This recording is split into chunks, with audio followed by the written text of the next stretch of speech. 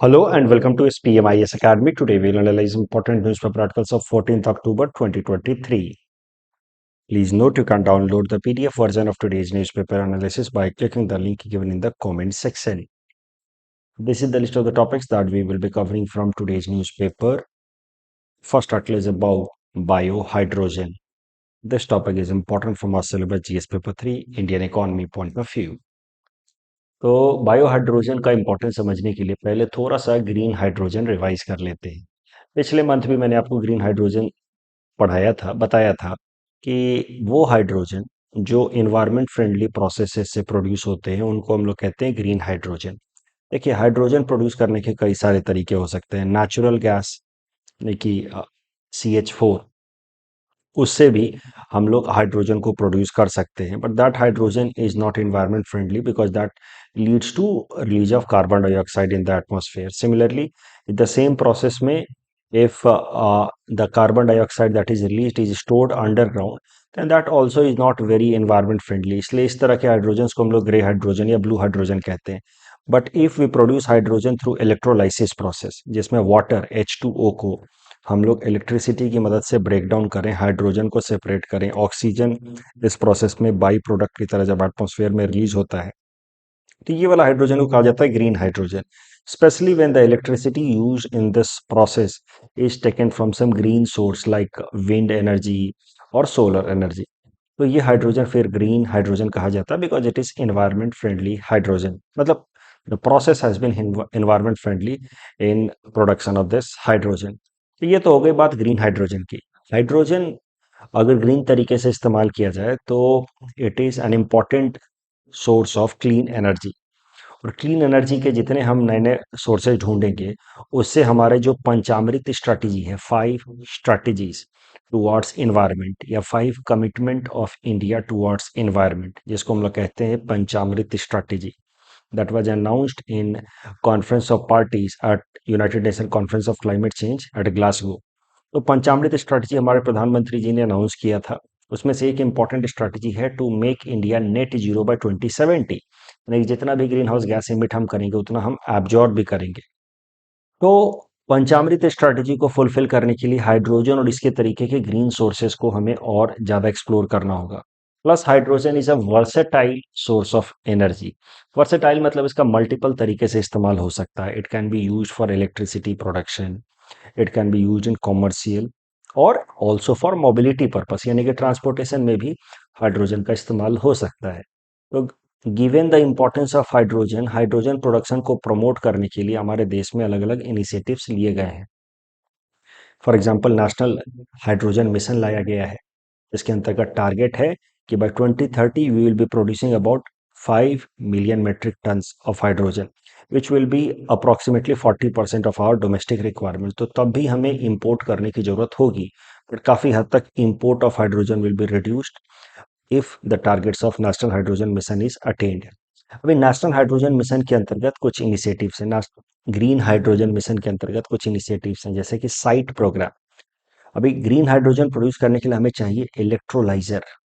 तो SIGHT programme में focus किया जाएगा इलेक्ट्रोलाइजर प्रोडक्शन पे। जब तक इलेक्ट्रोलाइजर नहीं होगा जिसकी मदद से इलेक्ट्रिसिटी का इस्तेमाल करके वाटर को ब्रेक डाउन किया जाता है, तो जब तक हमारे देश में इलेक्ट्रोलाइजर नहीं होगा तब तक हम लोग ग्रीन हाइड्रोजन प्रोड्यूस नहीं कर पाएंगे। तो SIGHT programme under green hydrogen mission is focusing on electrolyser production. SHIP programme, दोनों का अपना फुल फॉर्म है। फुल फॉर्म आपको याद भी ना हो तो भी चलेगा, आपको बस याद रखना है शॉर्ट में जो नाम है। SHIP programme is focusing on promoting public private partnership in India in order to promote hydrogen, especially green hydrogen production. So all such initiatives have been taken under National Hydrogen Mission. Production linked incentive PLI scheme लाया गया है। PLI scheme आपको पता है, manufacturers अगर अपना production level को increase करेंगे तो they will get some subsidy, some monetary incentive from the government which is PLI scheme. तो हाइड्रोजन के प्रोडक्शन को प्रमोट करने के लिए लगभग 15,000 करोड़ का PLI स्कीम लाया गया है। उसमें मेन फोकस रहेगा इलेक्ट्रोलाइजर प्रोडक्शन में। इसके अलावा ऑयल इंडिया लिमिटेड ने असम के जोरहट में एक 99% प्योर ग्रीन हाइड्रोजन प्लांट लगाया है हाल फिलहाल में। इसको हमने लास्ट मंथ भी न्यूज़पेपर एनालिसिस में देखा था, ये वाला इनिशिएटिव को। Petroleum and natural gas regulatory board ने परमिशन दिया है कि लगभग 5% हाइड्रोजन को ब्लेंड किया जा सकता है विद पीएनजी। तो पाइप नेचुरल गैस जो आते हैं घरों में, अभी तो गुवाहाटी में नहीं है लेकिन धीरे धीरे आएगा। तो अलग अलग जगहों पे आजकल खाना बनाने के लिए पाइप नेचुरल गैस का सप्लाई है, तो उसमें थोड़ा बहुत हाइड्रोजन मिक्स करने से एफिशिएंसी भी इंप्रूव होती है। तो 5% की ब्लेंडिंग की जा सकती है पाइप नेचुरल गैस के साथ, जिसको बाद में 20% तक बढ़ाया जाएगा। तो ये सब कुछ इनिशिएटिव्स लिए गए हैं हाइड्रोजन प्रोडक्शन और यूज के लिए। बट प्रॉब्लम क्या है कि ग्रीन हाइड्रोजन जो हम जिसकी हम बात कर रहे हैं, उसका प्रोडक्शन कॉस्ट बहुत हाई होता है, क्योंकि ग्रीन हाइड्रोजन के लिए हमें चाहिए electrolyser. Electrolyser itself is costly. उसके अलावा एनर्जी कंजम्पशन भी हाई होता है because of high electricity requirement. Water भी कंजम्पशन होता है, क्योंकि वाटर को वो ब्रेक डाउन करके हम लोग हाइड्रोजन प्रोड्यूस करते हैं। Then since electrolyser is used, तो बहुत हाई वोल्टेज डायरेक्ट करंट चाहिए होता है। हाई वोल्टेज डायरेक्ट करंट चाहिए होता है इलेक्ट्रोलाइजर में in order to produce green hydrogen through electrolysis process. इस कारण से वो हाई वोल्टेज डायरेक्ट करंट में थोड़े सेफ्टी इश्यूज भी होते हैं, इलेक्ट्रोक्यूशन का प्रॉब्लम हो सकता है, किसी को बिजली के झटके लगने से किसी की जान जा सकती है। तो ये सब इश्यूज हैं with respect to green hydrogen. Given these limitations with green hydrogen, अगर पूरे दुनिया भर में देखा जाए हाइड्रोजन प्रोडक्शन में ग्रीन हाइड्रोजन का कितना कंट्रीब्यूशन है, तो that is hardly close to 1%। तो बात ऐसी है कि ग्रीन हाइड्रोजन के बेनिफिट सुन करके तो अच्छे लगते हैं कि हमारे तमाम एनर्जी प्रॉब्लम्स को रिजॉल्व करेगा, क्योंकि hydrogen is having a lot of energy. उसी से तो सन भी फ्यूजन एनर्जी से हमें सनलाइट देता है। तो hydrogen has a lot of energy, but green hydrogen को प्रोड्यूस करना कॉस्टली है और तमाम अदर चैलेंजेस भी हैं। Given that limitation, we are producing only about 1% hydrogen in the form of green hydrogen. ये आर्टिकल जिसको हम लोग कवर कर रहे हैं, अच्छा आर्टिकल है। ये कहता है कि अगर हमें ग्रीन हाइड्रोजन के प्रोडक्शन को ऑगमेंट करना है, यानी कि इंक्रीज करना है, तो we should focus on producing bio hydrogen.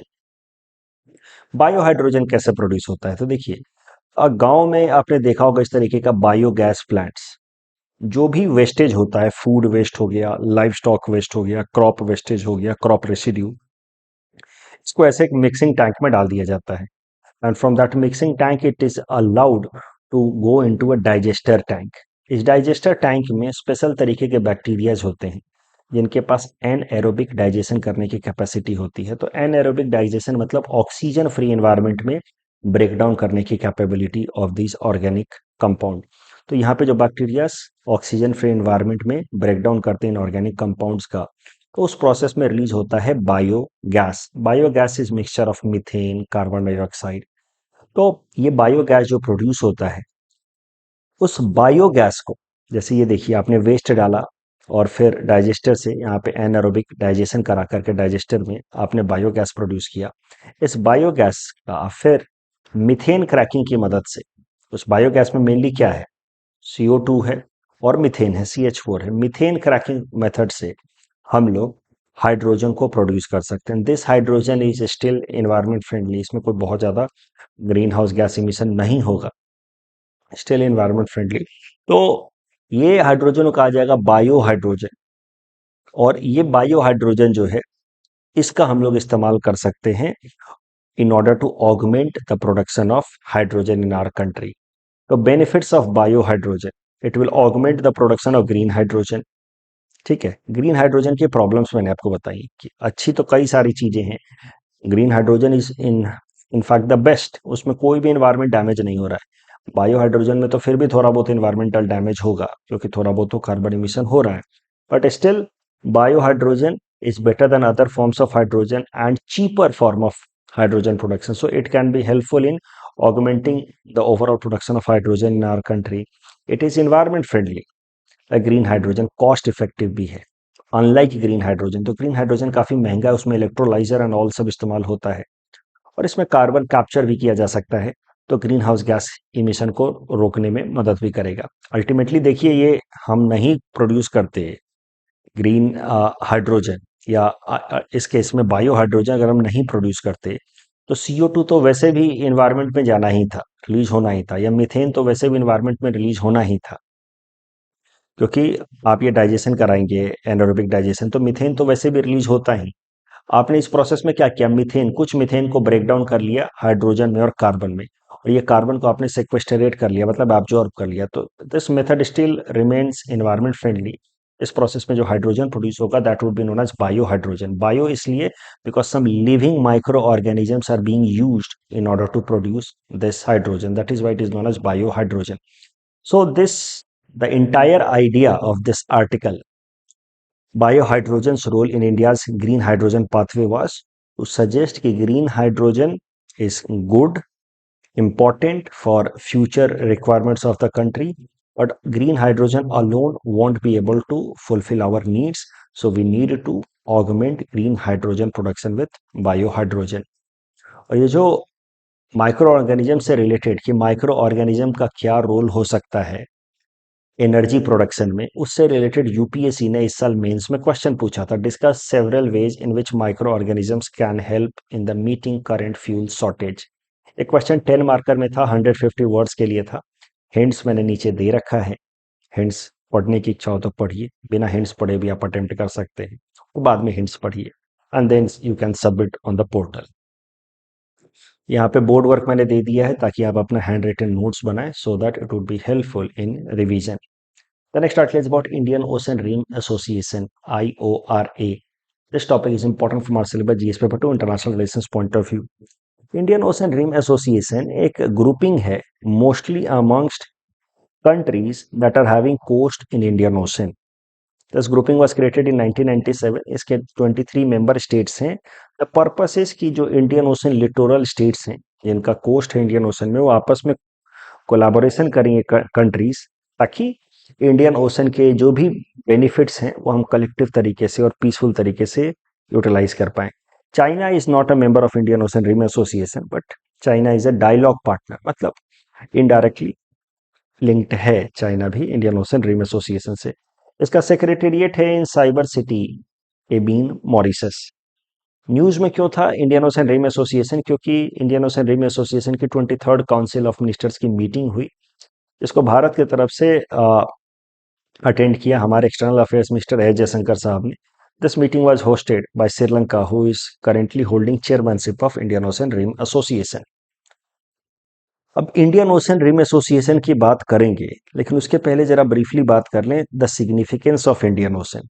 देखिए, इंडियन ओशन आज के डेट में कहा जाता है the zone of low hanging fruits, मतलब सबसे ज्यादा पोटेंशियल, इकोनॉमिक पोटेंशियल वाली अगर बात की जाए, मिनरल रिसोर्स के लिहाजे से बात की जाए, तो Indian Ocean is having huge potential.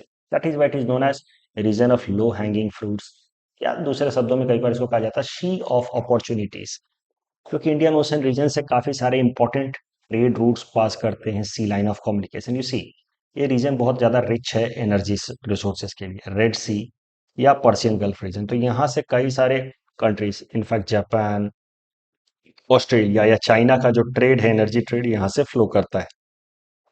That makes Indian Ocean region a zone having highest amount of international trade flowing through it. Approximately about 40% of offshore oil production happens in Indian Ocean region. Oil export to countries like US, China, Japan, Australia moves through this region.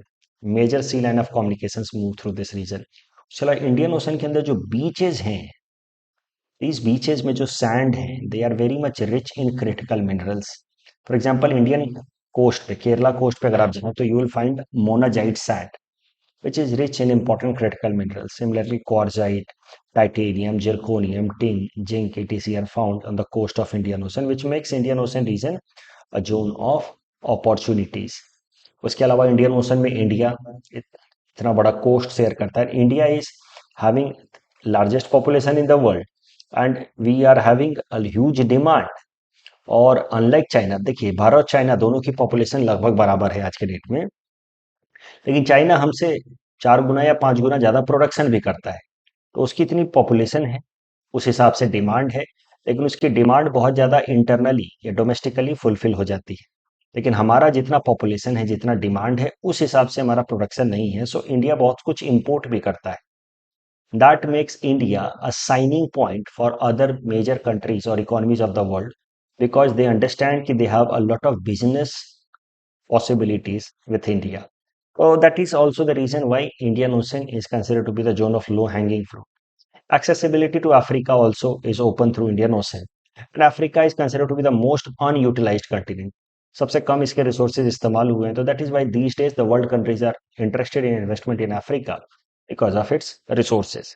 अभी Indian Ocean को लेकर के अगर strategic बातें की जाए तो कुछ टर्म्स आपको ध्यान में रखने चाहिए अगर इंडियन ओशन पे कभी भी इंटरनेशनल रिलेशंस में प्रश्न आए तो।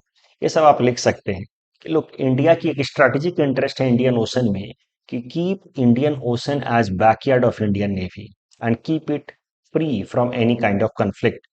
तो avoid any zone of conflict in the Indian Ocean, मतलब हम चाहते हैं कि इंडियन ओशन के अंदर अगर कोई नेवी सबसे ज़्यादा पावरफुल रहे, अगर कोई ब्लू वाटर नेवी है इंडियन ओशन के अंदर तो वो इंडियन नेवी ही रहे। We should be the first one to respond in case of any contingency. That is the idea of India और strategic interest of India in Indian Ocean. अभी इसमें सबसे बड़ा थ्रेट हमें आज के डेट में मिलता है चाइना से। China, you know, we had seen कि how it has been emphasizing or strengthening its footprint in South China Sea. So once it strengthens or consolidates its position in South China Sea, then naturally it will start enforcing its influence in Indian Ocean as well.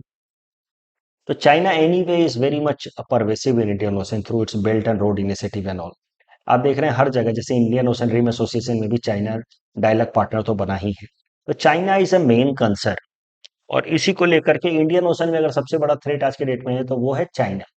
That is the reason why India has started many initiatives to collaborate with other littoral states of Indian Ocean. उसी में से एक initiative है ये Indian Ocean Rim association, जिसके बारे में हम अभी चर्चा कर रहे हैं। इसी से मिलता जुलता एक और इनिशिएटिव है Indian Ocean Commission, Sagar initiative, security and growth for all in the region. India, Sri Lanka, Mauritius जैसे देशों ने मिलकर के इंडियन ओशन में आपस में कोऑर्डिनेशन डेवलप करने के लिए सागर इनिशिएटिव लॉन्च किया था। प्रोजेक्ट मौसम, सी प्रोजेक्ट मौसम is a cultural initiative by government of India. देखिए होता क्या था कि मौसम शब्द से ही आया है, मतलब मॉनसून शब्द से आया है मौसम। तो बेसिकली मॉनसून जो है वो हमारे देश के कुछ हद तक वेदर पैटर्न को डिफाइन करता है। And monsoons are nothing but wind. तो मुद्दा यह है कि ये जो विंड्स थे, monsoonal winds, they were the basis for trade in the medieval time. इन विंड्स की मदद से ट्रेडर्स आते थे अफ्रीका से और अरब कंट्रीज से, क्योंकि उस टाइम में तो मशीन मैकेनाइज्ड बोट्स होते नहीं थे। तो विंड्स की मदद से ये शिप्स आते थे, ट्रेडर्स आते थे इंडिया में और काफी टाइम तक 4 5 6 महीने तक रुकते थे जब तक ये विंड्स रिट्रीव ना करने लगे। तो ज्योग्राफी में तो आपने पढ़ा है कि कैसे मॉनसून विंड्स पहले ऑनसेट मॉनसूनल विंड होते हैं, फिर रिट्रीव करते हैं मॉनसूनल विंड्स।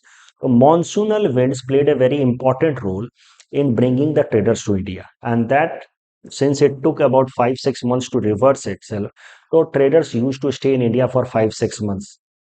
तो इस कारण से कल्चरल कांटेक्ट काफी स्ट्रांग हुआ इंडिया का with African, east African traders as well as traders coming from Arabic countries. तो ये मॉनसून जिससे शब्द बना है मौसम, ये मॉनसून जैसे शब्द बना है मौसम, ये कल्चरल कॉन्टैक्ट का एक इम्पॉर्टेंट बेसिस था इन द मेडिएवल टाइम। तो इसी कारण से भारत सरकार ने इनिशिएटिव लिया प्रोजेक्ट मौसम, जिसके अंतर्गत इंडियन ओशन एंड कंट्रीज के साथ इंडिया कल्चरल टाइज को स्ट्रेंथन कर रहा है। प्रोजेक्ट मौसम इंडिया का आप कह सकते हैं स्ट्रैटेजिक मूव है कि चाइना जब इकोनॉमिक इन्फ्लुएंस का इस्तेमाल कर रहा है तो वैसे उसको काउंटर करने के लिए हम इकोनॉमी को इकोनॉमी से ना काउंटर करके इकोनॉमी को कल्चरल कॉन्टैक्ट से काउंटर करेंगे, then we will be able to nullify influence of China in Indian Ocean. With that in purpose India started project Mausam. हाल फिलहाल में दो ऐसी इनिशिएटिव्स हुई हैं जो इंडिया के लिए बहुत अच्छी खबर नहीं है with respect to Indian Ocean. एक तो हमने देखा था कि मालदीव के अंदर इलेक्शंस हुए हैं जहां पे प्रो चाइना गवर्नमेंट इलेक्ट हो गई है, और हाल फिलहाल में श्रीलंका से खबर आ रही है कि श्रीलंका का $4.2 बिलियन का डेट है, उससे उभरने में मदद कर रहा है चाइना। तो China is assisting Sri Lanka to make up for about 4.2 billion debt. So that means these two countries who are very close to Indian coast in Indian Ocean, if they become pro-China, which they might become because of the current developments, so this will give an existential threat for India because China might put their navy permanently on these countries' coast, and that might give a permanent threat to India. ये board work है यहाँ पे for revision purpose. इस topic के basis पे prelims practice question हमने आपको दे रखा है। Please attempt this question and you can submit the answer in the comment section. The next article is about Royalty rates for three critical and strategic minerals. This topic is important from our syllabus GS paper 3 Indian economy point of view. देखिए, critical minerals होते क्या है? आज के economy के हिसाब से, आज के मॉडर्न टेक्नोलॉजीज के हिसाब से जो मिनरल्स इंपॉर्टेंट हैं इंडस्ट्रियल रिक्वायरमेंट के लिए, उनको कहा गया है critical and strategic minerals.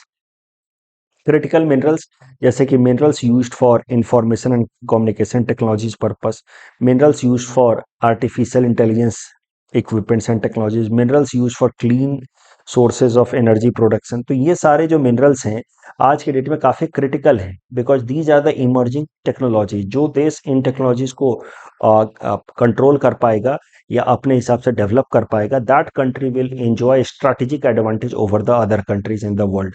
That is why these minerals are known as critical, at the same time strategic minerals. China has a dominance in right now or current situation of world as far as production of these strategic and critical minerals are concerned. Bharat सरकार ने कई सारे initiatives लिए हैं critical mineral और strategic minerals के production को increase करने के लिए।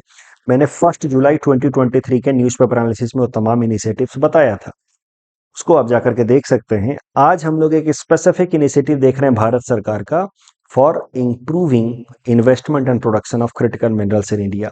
तो भारत सरकार ने mines and minerals development and regulation act MMDRA 1957 वाले इस कानून को अमेंड किया है, जिसमें उन्होंने royalty rates for lithium, niobium and some other rare earth elements उसको घटाया है। तो ये जो कानून है, इसके अंतर्गत रॉयल्टी रेट्स अलग अलग मिनरल्स के लिए डिटरमाइन किए जाते हैं। रॉयल्टी रेट्स होता है फीस जो किसी भी कंपनी को पे करना होता है to the government while extraction of the mineral. जैसे किसी कंपनी को एक पर्टिकुलर एरिया दे दिया गया मिनरल एक्सट्रैक्ट करने के लिए, तो जितने का भी मिनरल एक्सट्रैक्ट होगा उसका एक सर्टेन परसेंट उस कंपनी को सरकार के साथ शेयर करना होगा as fees, that is known as royalty. तो रॉयल्टी नॉर्मली मिनरल्स के ऊपर मिनरल एक्सट्रैक्शन पे एज पर दिस लॉ लगता है 12%। So 12% of the average sale price is the royalty. But इन तीन मिनरल्स के लिए सरकार ने रॉयल्टी घटा दिया है as per the amendment in this mines and mineral development and regulation act. Lithium के लिए कर दिया 3%, नायोबियम के लिए कर दिया 3% और रेयर अर्थ एलिमेंट्स के लिए कर दिया 1%। रॉयल्टी घटाने के पीछे मेन मकसद है कि इन तीन मिनरल्स में प्राइवेट इन्वेस्टमेंट बढ़े, जिससे इन तीन मिनरल्स का हमारे देश के अंदर प्रोडक्शन बढ़े, जिससे हमारा चाइना के ऊपर ओवर डिपेंडेंस घटे। So considering that in mind, the royalty rates on these three minerals have been reduced. Next article is about aerosols. This topic is important from our syllabus GS paper 3 environment point of view. Aerosols होते क्या है? छोटे छोटे particles, tiny, mainly solid या कभी कभार gaseous condensed particles भी हो सकते हैं। तो छोटे छोटे पार्टिकल्स जो एयर में सस्पेंडेड रहते हैं उनको हम लोग कहते हैं एरोसोल। जैसे इस केस में आप जो धुआं देख रहे हैं इस इमेज में, ये unburned carbon particles, these are example of aerosols. Aerosols का डायमीटर काफी छोटा रहता है, मिली माइक्रोमीटर्स के फॉर्मेट में रहता है। एरोसोल्स नेचुरल सोर्सेज से भी आ सकते हैं, फॉर एग्जांपल फॉग या गैस। एरोसोल्स के आर्टिफिशियल सोर्सेज भी हैं, burning of fossil fuel, smoke and all, these are artificial sources of aerosols. Aerosols climate को इम्पैक्ट करते हैं, किसी भी जगह के क्लाइमेट को इम्पैक्ट कर सकते हैं। क्लाइमेट मतलब वहाँ के प्रिसिपिटेशन पैटर्न को, वहाँ के टेम्परेचर को, इन दो चीज़ों पे ही तो मेनली किसी भी जगह का क्लाइमेट डिपेंडेंट होता है। तो climate is average weather condition, और किस वेदर का मतलब क्या, temperature conditions and precipitation condition. तो किसी भी जगह का क्लाइमेट जो है उसको इम्पैक्ट कर सकता है एरोसोल्स। एरोसोल्स कैसे क्लाइमेट को इम्पैक्ट करता है वो भी जरा देखते हैं। तो इट कैन एब्जॉर्ब और रिफ्लेक्ट इंसोलेशन। इंसोलेशन मतलब होता है इनकमिंग सोलर रेडिएशन। इसी जैसे सन रेज है, यहाँ पे, यहाँ से सन रेज ऐसे आ रहे हैं, इन एरोसोल्स के कारण some of the sun rays might get reflected back into that exosphere, exosphere में रिफ्लेक्ट बैक होगा। तो बिकॉज ऑफ एरोसोल्स बहुत सारे सनलाइट रिफ्लेक्ट बैक हो जाते हैं। इस तरीके से किसी किसी पर्टिकुलर एरिया में टेम्परेचर कम हो सकता है, क्योंकि अल्टीमेटली दीज एरोसोल्स, इनके अराउंड फिर मॉइस्चर कंडेंस होता है, and these aerosols leads to formation of cloud. और जिस जगह पे क्लाउड ज़्यादा होता है वहाँ पे फिर सनलाइट जो है इनकमिंग सोलर रेडिएशन पहले ही रिफ्लेक्ट बैक हो जाता है। नेचुरली जब एरोसोल्स हैं और उनसे फिर उनके सरफेस के ऊपर छोटे छोटे वाटर ड्रॉपलेट्स कलेक्ट होकर के कंडेंस हो रहे हैं, that means these aerosols are providing basis for formation of clouds also. That means these aerosols will change the precipitation pattern as well. But आप कभी कभार ध्यान देते होंगे कि कहीं कहीं कभी कभार ऐसा होता है कि मौसम काफी क्लाउडी होता है फिर भी आपको काफी गर्मी लगती है, बहुत ज्यादा आपको सफोकेशन होता है डिस्पाइट क्लाउडीनेस, सनलाइट मजबूत नहीं है फिर भी आपको सफोकेशन महसूस हो रहा है, बहुत ज्यादा गर्मी लग रही है। उसके पीछे कारण क्या होता है? बहुत ज्यादा क्लाउडीनेस हो जाने के कारण या बहुत ज्यादा एरोसोल स्काई में हो जाने के कारण अर्थ से आने वाले रेडिएशंस, सी अर्थ से आने वाले रेडिएशंस वो ट्रैप होकर के रह जाते हैं। आपको ये बात बेसिक ज्योग्राफी वाली पता ही होगी, जैसे जैसे आप ऊंचाइयों पे जाते हैं टेम्परेचर कम होने लगता है। जैसे आप हिली स्टेशंस पे जाते हैं, हिल स्टेशंस पे जाते हैं गर्मी के दिनों में, क्यों? क्योंकि जो हमें गर्मी लगती है वो डायरेक्ट सन से आने वाली सोलर रेडिएशन से नहीं लगती है, वो सोलर रेडिएशंस आते हैं अर्थ सरफेस पे एब्जॉर्ब होते हैं और यहाँ से फिर जो रेडिएशंस अर्थ से आने वाले रेडिएशंस जो हैं वो एटमॉस्फेरिक एयर के हीटिंग का मेन सोर्स होता है। तो जैसे जैसे आप ऊपर जाते जाते हैं इसीलिए गर्मी कम होते जाती है। बट यू इमेजिन अगर बहुत ज़्यादा एरोसोल्स हैं जिस कारण से बहुत ज़्यादा क्लाउडीनेस है, तो the radiations coming from the earth will again come back get trap. So यहाँ पे जब रेडिएशन ट्रैप हो जाते हैं तो फिर सफोकेशन महसूस होने लगता है, बहुत ज़्यादा गर्मी लगती है डिस्पाइट क्लाउडीनेस। ऐसे सिनेरियो को कभी कभार हम लोग कह देते हैं टेम्परेचर इन्वर्जन।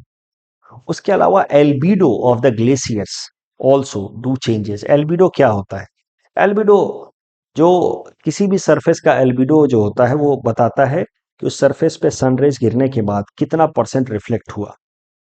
अगर किसी भी सरफेस पे सनरेज गिरने के बाद ज़्यादा रिफ्लेक्ट हो जाता है, यू सी, मान लीजिए कि कोई लाइटर सरफेस है, व्हाइट कलर का है, तो ज़्यादा सनलाइट रिफ्लेक्ट हो जाएगा, रिफ्लेक्ट बैक हो जाएगा, तो कहा जाएगा कि इसका एल्बिडो जो है वो ज़्यादा है, हाई एल्बिडो। डार्क सरफेस है तो ज़्यादा सनलाइट पड़ने के बाद एब्जॉर्ब हो जाएगा, तो कहा जाएगा कि इस सरफेस का एल्बिडो लो है। इसी अभी एरोसोल्स के कारण होता क्या है? These aerosols they get settled on the glaciers. जहां जहां पे ये सेटल हो जाते हैं फिर वहां का तो आप समझिए कि कलर जो है वो वाइट ना रह करके थोड़ा डार्क हो जाता है। डार्क कलर होने के कारण एल्बिडो घट जाता है। इसी डार्क कलर में एल्बिडो कम रहता है। जब डार्क कलर में एल्बिडो कम रहेगा तो सनलाइट ज़्यादा एब्जॉर्ब होगा। सनलाइट जब ज़्यादा एब्जॉर्ब होगा तो ग्लेशियर्स की हीटिंग ज़्यादा होगी। आई जस्ट होप कि you are able to make sense. You देख, यू सी, सनलाइट यहाँ से आया, यहाँ गिरा, ये बिल्कुल व्हाइट कलर का ग्लेशियर है, यानी कि बहुत ज़्यादा रिफ्लेक्शन हो रहा है। व्हाइट कलर है तो जब maximum sunlight sunlight will be reflected back, तो इस कारण से हीटिंग कम होगी। और जैसे ही आप इसको डार्क कर देंगे because of the settlement of aerosols, then इसकी एल्बिडो घट जाएगी and then sunrise will get absorbed and once they are getting absorbed then they will lead to heating of the glaciers and once the hills heating of the glaciers happen then that will lead to excessive melting of the glaciers and that will lead to rise in the sea level. So aerosols are also the reason behind increased I'm so sorry decreased albedo of the glaciers, leading to increased melting rate of glaciers and ultimately leading to rise in sea level. So these are some factors that plays a role through which aerosols do affect climate change. हाल फिलहाल में news क्या निकल करके आ रही है, इसरो की एक lab है, फिजिकल रिसर्च लैब, उसने कहा है कि हिमालयन रीजन में खासकर हिंदू कुश और तिब्बतन रीजन में एरोसोल्स की कंसेंट्रेशन लोअर एटमॉस्फेयर में बढ़ते जा रही है, which is a matter of concern. इस टॉपिक के बेसिस पे ये प्रीलिम्स प्रैक्टिस क्वेश्चन हमने आपको दे रखा है। Please run this question and you can submit the answer in the comment section. The next article is about Nilgiri tahr. This topic is important from prelims exam point of view. Nilgiri tahr एक तरीके का animal है, इस तरीके का species है। ये एक तरीके का अंगुलेट है। अंगुलेट मतलब large mammals with hoofs.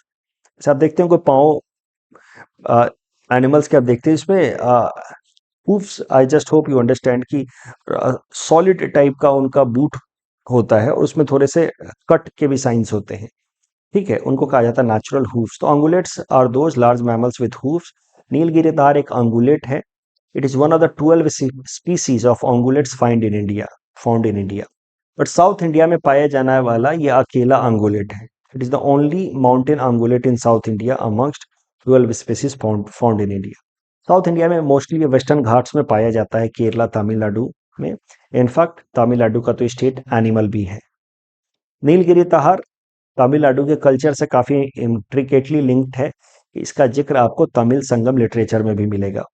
IUCN में इसको इंडेंजर्ड कैटेगराइज किया गया और इसको शेड्यूल 1 का प्रोटेक्शन मिला under wild life protection act of 1972. Nilgiri तहार हाल फिलहाल में न्यूज में इसलिए आया क्योंकि स्टेट गवर्नमेंट ऑफ तमिलनाडु ने नीलगिरी तहार के कंजर्वेशन के लिए एक प्रोग्राम शुरू किया है. इसमें मेनली फोकस किया रहेगी तमिलनाडु की सरकार 16 फॉरेस्ट को रिवाइव करने पे. तो वेस्टर्न घाट्स के हाईली और हाई ऑल्टीट्यूड वाले रीजन में एक स्पेशल तरीके के ग्रासलैंड्स या श्रब्स मिलते हैं जिनको हम लोग कहते हैं 16 फॉरेस्ट. और ये 16 फॉरेस्ट जो है वो नीलगिरी तहार के लिए स्टेपल डाइट है. तो 16 फॉरेस्ट के फ्रेगमेंटेशन के कारण, डिक्लाइन के कारण नीलगिरी तहार का पॉपुलेशन भी डिक्लाइन हो रहा था. तो ये जो स्टेट गवर्नमेंट ऑफ तमिलनाडु ने एक नया प्रोग्राम लॉन्च किया, नीलगिरी तहार कंजर्वेशन प्रोजेक्ट, उसके अंतर्गत 16 फॉरेस्ट को रिवाइव करने पे फोकस किया जाएगा. इसी से रिलेटेड ये बोर्ड वर्क है. कल जो हमने आपको प्रैक्टिस क्वेश्चन दिया था ग्लोबल हंगर इंडेक्स से रिलेटेड, इसमें से कौन सा स्टेटमेंट करेक्ट नहीं है? पहला और दूसरा स्टेटमेंट गलत है. So correct answer would be option A. Gothenburg protocol is associated with protocol to abate acidification, eutrophication, ground level ozone. That's all from our side for today. Thanks for watching.